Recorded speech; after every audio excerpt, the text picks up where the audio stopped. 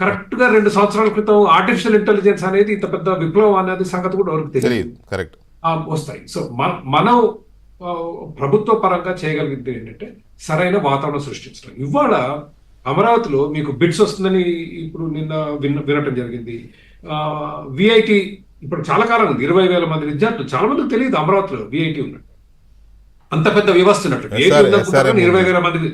SRM ఉంది, అమృత ఉంది, AIIMS ఉంది, సరే national institute of design fashion technology తెలుస్తారనుకుంటా. ఆల్మోస్ట్ నేను చూసినప్పుడు అయితే అయిపోయింది పోయిన సంవత్సరానికి. జగన్మోహన్ రెడ్డి గారు పుణ్యం అయితే తెలుసుకోలేదు. అవన్నీ వస్తే మీకు విద్యార్థులే 1,00,000 మంది ఉంటారు అమరావతి. దాని ఉద్యోగులు 1,00,000 మంది ఉంటారు.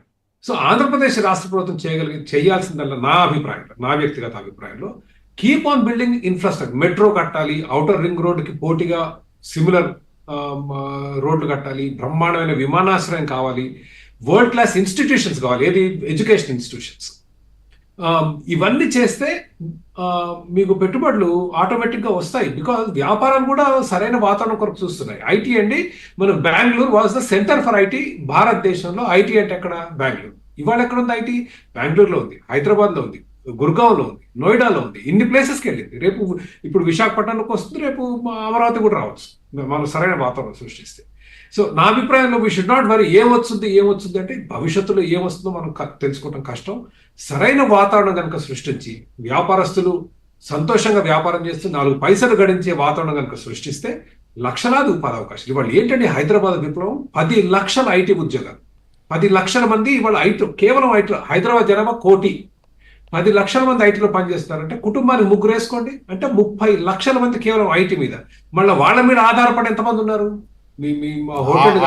ఆటోల దగ్గర నుంచి మొదలు పెడితే చాలా ఉంది. టిఫిన్ సెంటర్లు, నైట్ ఫుడ్ బజార్లు, ఒకటి కాదులేండి. ఎగ్జాక్ట్లీ. మీరు మీ ఇంట్రొడక్షన్ ఏమన్నారంటే హైదరాబాద్ మొత్తం ఐటీ అని నేను అనను అన్నారు. హైదరాబాద్ మొత్తం ఐటీనే ఇవాళ, మీరు నమ్మినా నమ్మకపోయినా 30 లక్షల మంది మళ్ళీ వాళ్ళ మీద, ఆ కుటుంబాల మీద ఆధారపడి ఇంకో 20-30 లక్షల మంది, అంటే సగం హైదరాబాద్ ఐటీ మీద బతుకుతుంది.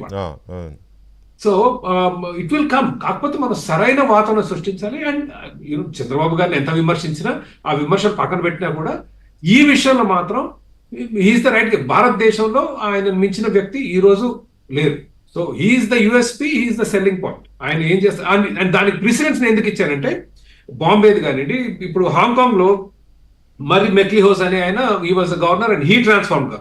మీరు సింగపూర్ తీసుకోండి, ఎట్లా సాధ్యమైంది Singapore? Again 1 person, Lee Kuan Yew. China తీసుకోండి, డెంగ్ జాఓపింగ్.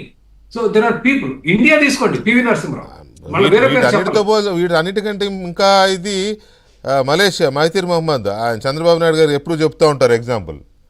ఎగ్జాక్ట్లీ. సో యుఎస్పిలో మనిషి ఇంపార్టెంట్, ఆయన చేయాల్సిన పనులు ఇంపార్టెంట్, అండ్ మౌలిక సదుపాయాలు సరైన వాతావరణం సృష్టిస్తే వ్యాపారాలు అవే వస్తాయి.